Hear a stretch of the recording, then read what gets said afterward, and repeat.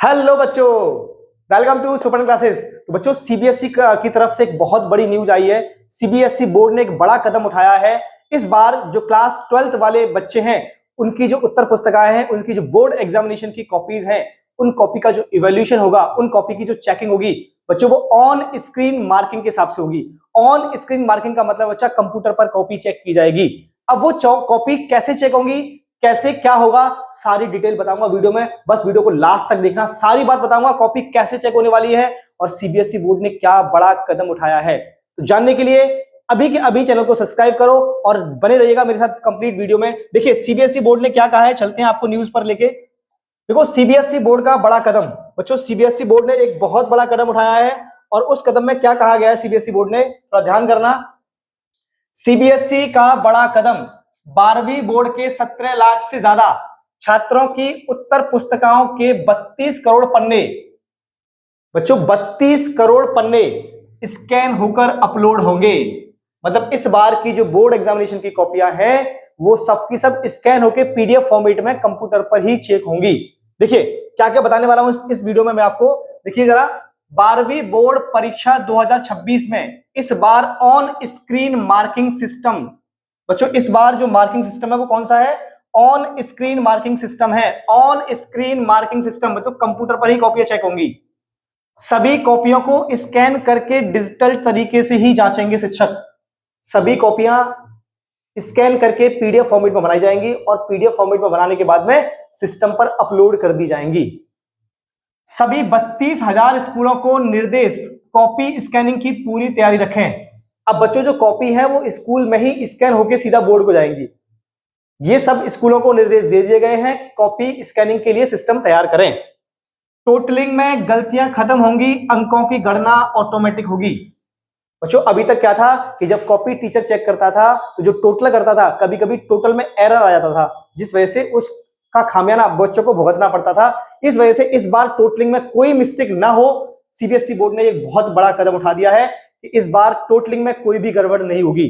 Totalling में बिल्कुल गलतियां खत्म हो जाएंगी। क्यों? क्योंकि सिस्टम डायरेक्टली टोटलिंग कर देगा। सिस्टम से जब कॉपी चेक होंगी तो सिस्टम में सिर्फ मार्क्स दे जाएंगे और वहां टोटलिंग ऑटोमेटिक हो जाएगी। मूल्यांकन तेज होगा, बच्चों जो चेकिंग का प्रोसेस है वो जल्दी से जल्दी हो जाएगा। क्यों? क्योंकि अभी तक क्या था कि फिजिकली कॉपी एक सेंटर पर से दूसरे सेंटर पर जाती थी। पहले हेड सेंटर जाती थी, फिर हेड ऑफिस से दूसरे सेंटर पर कॉपी आती थी और उसमें क्या होता था, ट्रांसपोर्टेशन का खर्चा और समय लगता था। तो अब जो मूल्यांकन है बच्चा वो तेज हो जाएगा, जिससे समय पर परिणाम घोषित हो सकेंगे और जो रिजल्ट है वो टाइम टू टाइम निकल आएगा। कक्षा 10 की बोर्ड परीक्षाओं की कॉपियां पहले की तरह ही जांचेंगे। बच्चों क्लास 10th वाले बच्चों के लिए अभी ये सिस्टम लागू नहीं है, केवल और केवल क्लास 12th वाले बच्चों के लिए ये सिस्टम है। तो ये सारी बातें करने वाले हैं इस वीडियो में। किस तरह से स्कैनिंग होगी, कितने चरण में कॉपी चेक की जाएंगी, मैं सब बताने वाला हूं, बस बने रहिएगा वीडियो में। तो गाइज इस बार 12वीं की 1 करोड़ कॉपियां ऑन स्क्रीन जांचेंगे शिक्षक। मतलब इस बार बच्चों क्लास 12th वाले बोर्ड की जो कॉपियां हैं वो ऑन स्क्रीनिंग सिस्टम से चेक होंगी। अब कैसे सिस्टम लागू किया जाएगा, कैसे कॉपियां चेक करवाई जाएंगी, सबकी बात करने वाले हैं। देखिए देखिए न्यूज में क्या आ रहा है, 7 चरण में जाने कॉपियां जो चेक होंगी उसके 7 चरण होंगे। कितने चरण होंगे? 7 चरण में कॉपियां चेक होंगी। 7 चरण में जाने कैसे होंगी ऑन स्क्रीनिंग मार्किंग। जो मार्किंग है बच्चा वो 7 चरण में होने वाली है। अब वो 7 चरण कौन से होंगे, थोड़ा उसकी बात भी कर लेते हैं। वो 7 चरण कौन से होने वाले हैं, थोड़ा उसकी बात भी करते हैं। देखिए पहला चरण क्या होगा, आप थोड़ा ध्यान दें। पहला चरण क्या होगा? पहले चरण में छात्र परीक्षा केंद्र पर पहले की तरह कागज की कॉपियों में उत्तर लिखेंगे। परीक्षा ऑफलाइन ही होगी बच्चों, जो परीक्षा है वो तो ऑफलाइन ही होगी।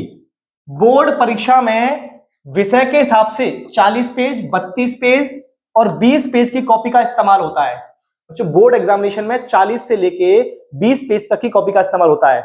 कुछ सब्जेक्ट्स में 40 पेज की कॉपी आती है, कुछ सब्जेक्ट में 32 पेज की कॉपी आती है और कुछ सब्जेक्ट्स में 20 पेज की कॉपी आती है। तो पहले चरण में क्या होगा कि जो स्टूडेंट्स हैं वो सेंटर पे जाके एग्जाम लिखेंगे। मतलब एग्जाम ऑफलाइन ही होगा, ऑनलाइन एग्जाम नहीं होगा। ऑनलाइन एग्जाम नहीं होगा। अब दूसरे चरण में क्या होने वाला है, दूसरा चरण क्या होगा, देखिए दूसरा चरण में क्या होगा बच्चा, जो दूसरा चरण है उसमें सभी उत्तर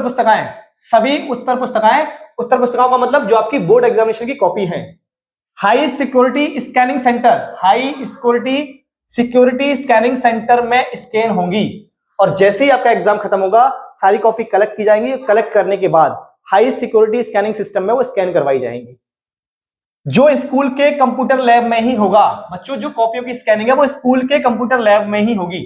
हर पेज की डिजिटल इमेज बनेगी, हर कॉपी को यूनिक कोड मिलेगा। कॉपी जांचते समय छात्र का नाम व रोल नंबर नहीं दिखेगा। बच्चों जब टीचर कॉपी चेक करेगा तो किसी भी स्टूडेंट का रोल नंबर और किसी भी स्टूडेंट का नाम नहीं दिखेगा, क्योंकि अगर स्टूडेंट का नाम और रोल नंबर दिखता है तो वहां थोड़ी गड़बड़ हो सकती है। इसी बात को ध्यान में रखते हुए किसी भी स्टूडेंट का नाम और रोल नंबर नहीं दिखता कॉपी पे, इससे पक्षपात की संभावना खत्म होगी। इससे कोई भी पक्षपात नहीं होगा, किसी भी स्टूडेंट के लिए कोई भी पक्षपात नहीं किया जाएगा, सबके लिए सेम जो मार्किंग है वही अपनाई जाएगी।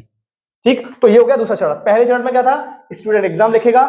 दूसरे चरण में जो भी स्टूडेंट की कॉपी है वो स्कैनिंग सिस्टम के जरिए स्कैन करा दी जाएगी। अब देखते हैं तीसरा चरण।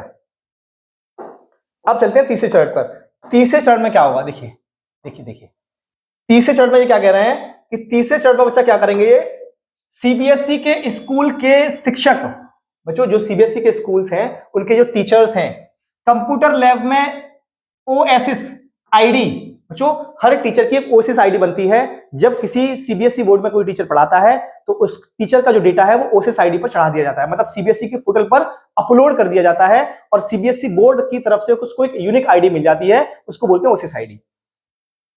ओएसएस आईडी से ऑन स्क्रीन मार्किंग पोर्टल पर लॉग इन करेंगे।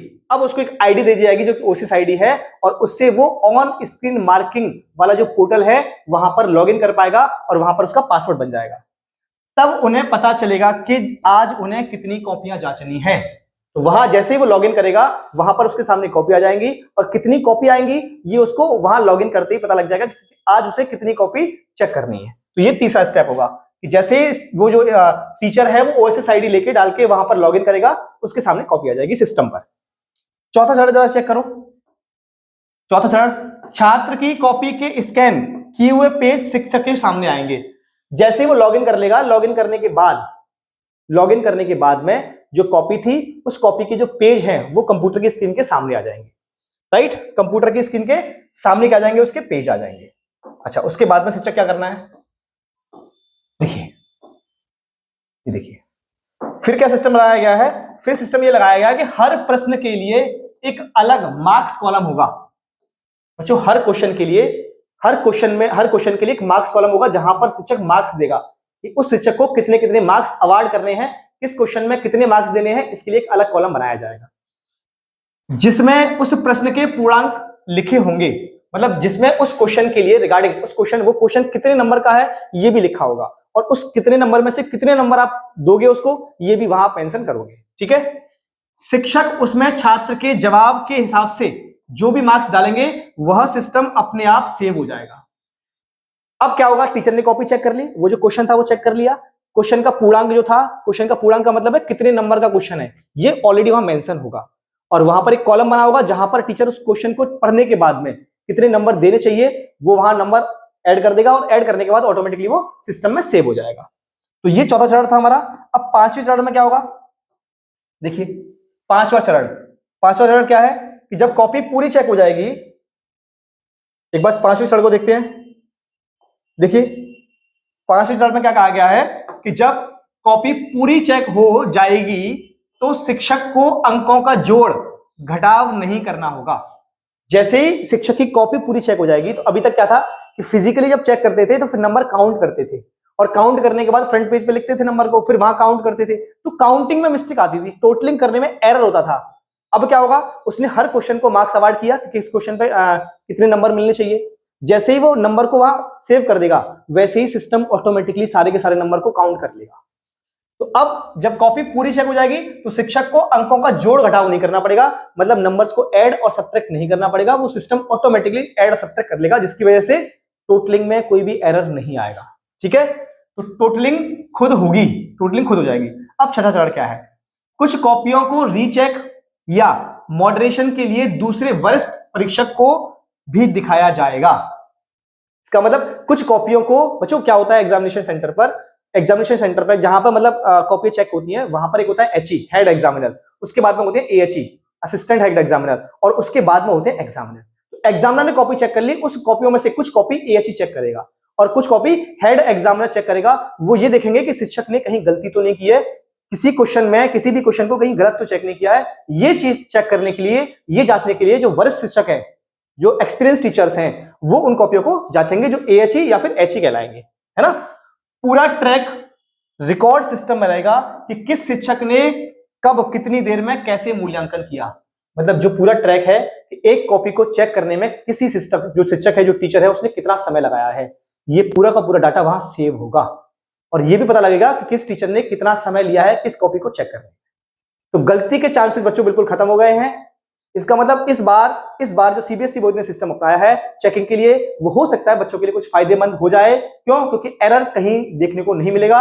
अगर आपने अच्छे से कॉपी में लिखा है तो आपको पूरे पूरे मार्क्स मिलेंगे। बच्चा जैसे क्वेश्चन आप लिखोगे वैसे ही मार्क्स लिखेंगे। मेरा कहना आपसे सिर्फ यही है कि आप लिखने पर ज्यादा फोकस करें, कोई गलत चीज ना रखें। जितना चीज क्वेश्चन में पूछिए पॉइंट टू पॉइंट मार्क्स लिखें। आप पॉइंट टू पॉइंट लिखोगे तो आपको पूरे पूरे नंबर दिए जाएंगे। अगर आपने इधर उधर की बातें लिखी तो हो सकता है शिक्षक आपको नंबर ना दे। आप क्या करोगे, क्वेश्चन के हिसाब से क्वेश्चन में जो चीज पूछी गई है उसी के रिगार्डिंग उसका आंसर लिखोगे और बिल्कुल करेक्ट आंसर, कोशिश करो करेक्ट आंसर लिखो। और जब भी न्यूमेरिकल पूछा जाए तो पहले फॉर्मूला लिखो और फॉर्मूले के बाद उसकी वैल्यू डालो और फिर कैलकुलेशन करो, फिर आंसर बनाओ और इनको हाईलाइट भी करो बच्चा, जिससे वहां शिक्षक को दिखे क्लियरली और वो आपको स्टेप मार्किंग भी दे पाए। क्योंकि स्टेप मार्किंग तभी हो पाएगी। और याद रहे बच्चों, क्वेश्चन के बीच में थोड़ा थोड़ा एक एक लाइन का गैप भी छोड़ना है। ऐसा नहीं करना कि हौच पौच कर दी, किसी की राइटिंग खराब है तो उसी में घुसेड़ दिया, नहीं करना बच्चा इस बार ऐसा। क्यों? क्योंकि इस बार की जो चेकिंग है वो ऑन स्क्रीन मार्किंग है, कंप्यूटर सिस्टम पे कॉपी चेक होगी। तो आपकी अगर हौच पौच टीचर को समझ नहीं आई तो फिर आपके लिए नंबर देना थोड़ा सा मुश्किल हो जाएगा टीचर को। इसीलिए बिल्कुल क्लियर लिखें, क्वेश्चन के बीच में गैप बना के रखें, एक एक लाइन छोड़ के लिखें, ज्यादा बढ़िया रहेगा। चलिए बहुत बढ़िया। अब देखिए 7वां चरण, ये वाला 6वां चरण की बात हो गई। अब चलते हैं 7वें चरण की तरफ। 7वें चरण में क्या होगा, 7वें चरण में क्या होगा ये भी जानते हैं, है ना। 7वें चरण में क्या होगा ये भी जानते हैं। देखिए 7वें चरण में क्या होने वाला है, यहां से अंक सीधे, मतलब जो नंबर है आपके, अंक का मतलब नंबर, जो नंबर है वो CBSE के रिजल्ट डेटाबेस में पहुंच जाएंगे। जैसे ही सिस्टम सेव कर लेगा सारे नंबर्स को जो टीचर ने कॉपी चेक कर दी है, वो नंबर सीधे के सीधे जो रिजल्ट का डेटाबेस होगा CBSE का, वहां ऑलरेडी सबमिट हो जाएंगे। यानी कोई मार्क्स ट्रांसफर, मैनुअल एंट्री और दोबारा सत्यापन की जरूरत नहीं होगी। मतलब एक बार ऐसा नहीं किया कि कॉपी टीचर ने चेक कर दी फिर उनको चढ़ाया जा रहा है कंप्यूटर के पोर्टल पर, फिर उस मार्क्स को भेजा जा रहा है CBSE। अब ऐसी किसी चीज की जरूरत नहीं होगी। अगर टीचर ने वहां पर मार्क्स अवार्ड कर दिए, वो CBSE में सेव हो गया और सेव होने के बाद ऑटोमेटिकली जब सेव हो जाएगा तो ऑटोमेटिकली CBSE के रिजल्ट के डाटाबेस में चला जाएगा और वहां से CBSE वाले उसको देख लेंगे। राइट, तय तारीख पर रिजल्ट कम विवाद व ज्यादा भरोसे के साथ घोषित हो सकेंगे। अब बच्चा जो रिजल्ट था वो एक तो पर्टिकुलर जो आपको डेट दी है उस डेट को रिजल्ट घोषित हो जाएगा। दूसरी बात, उसमें कोई भी विवाद नहीं होगा। विवाद का मतलब है किसी भी डाउट नहीं रहेगा कि हमारी कॉपी गलत चेक हुई है या कैसे हुई है। बिल्कुल ट्रांसपेरेंसी वाला काम CBSE ने बच्चा इस बार कर दिया है। पूरा भरोसा है, पूरा भरोसा रहेगा कि हमारी जो कॉपी है वो बिल्कुल ट्रांसपेरेंसी चेक होगी। तो ये 7 चरण है। मैंने आपको बता दिया कि 7 चरण में कैसे कैसे कॉपी चेक होगी। पहला चरण क्या था कि बच्चा एग्जामिनेशन सेंटर पे एग्जाम लिखेगा, एग्जामिनेशन सेंटर पे एग्जाम लिखेगा। दूसरे चरण में क्या था, बच्चे की जो कॉपी है एग्जामिनेशन सेंटर पर हाई सिक्योरिटी सिस्टम के साथ में स्कैन की जाएगी और स्कैन करने के बाद उसकी PDF को CBSE को भेज दिया जाएगा। CBSE वाले अपने डेटा में उसको अपलोड कर देंगे और जब अपलोड करेंगे तो जो टीचर है जिनको ये ड्यूटी दी गई है कि आपको कॉपी चेक करनी है, उनकी OSS ID के थ्रू वो जब पोर्टल पर लॉगिन करेंगे तो वहां उनको कॉपी मिल जाएंगी और कितनी कॉपी चेक करनी है ये भी वहां बता दिया जाएगा। फिर कॉपी जैसे ही वहां मिलेंगी तो वहां पे अलग अलग क्वेश्चन के हिसाब से कॉलम बना दिए जाएंगे और उन कॉलम्स के आगे आपको मार्क्स लिखने होंगे। हर एक क्वेश्चन के आगे मार्क्स भी लिखा रहेगा कि ये क्वेश्चन कितने नंबर का है। जैसे क्वेश्चन नंबर 15 सपोज 2 नंबर का क्वेश्चन है तो वहां लिखा रहेगा कि ये क्वेश्चन 2 नंबर का है और एक कॉलम होगा जिसमें आपको नंबर एंटर करने होंगे कि आप 2 नंबर में से 1 नंबर दे रहे हो बच्चे को या 0.5 दे रहे हो या 1.5 दे रहे हो या 2 दे रहे हो। तो वहां पे कॉलम डालना रहेगा, उस कॉलम में आप उसकी नंबर की एंट्री कर दोगे। मतलब यहां कंफ्यूजन वाला कोई सिस्टम नहीं रहा है बच्चा, यहां बिल्कुल ट्रांसपेरेंसी कर दी है CBSE ने। इस तरह से 7 चरण है, ये 7 चरण है जहां पर CBSE इस बार ऑन स्क्रीन मार्किंग के तहत कॉपी चेक करवाएगा। बात समझ आ गई? अच्छा, अब थोड़ी सी कुछ और बातें हैं। किस तरह से सिस्टम बनाया गया है थोड़ा सा इसकी बात भी करते हैं। किस तरह से सिस्टम बनाया गया, थोड़ा इसकी बात भी करते हैं। देखिए कुछ और भी न्यूज है, उसको भी देख लेते हैं एक बार। ये देखिए क्या सीबीएसई क्या कह रहा है कि स्कूल ऐसे तैयार होंगे, कंप्यूटर लैब अनिवार्य, शिक्षकों को ट्रेनिंग भी दी जाएगी। अब आप ये सोच रहे होंगे कि टीचर कैसे चेक करेगा कॉपी, तो उसके लिए शिक्षकों को ट्रेनिंग भी दी जाएगी। देखिए स्कूल में कंप्यूटर लैब अनिवार्य है, latest internet browser, Adobe Reader, कम से कम 2 Mbps की स्थिर इंटरनेट स्पीड, है ना, निर्बाध बिजली सुनिश्चित करनी होगी। मतलब सारी फैसिलिटी स्कूल में होनी चाहिए, तो ही सेंटर बनाया जाएगा कॉपी चेकिंग के लिए। ये सारी फैसिलिटी जब वहां होंगी तो फिर आपको सेंटर बना के कॉपी चेकिंग के लिए बता दिया जाएगा। कुछ बात समझ आ रही है? कुछ बात समझ आ रही है? अगर किसी बच्चे को कोई डाउट होता है तो वो कमेंट सेक्शन में कमेंट से पूछ सकता है। और देखिए सीबीएसई बोर्ड ने क्या बोला है।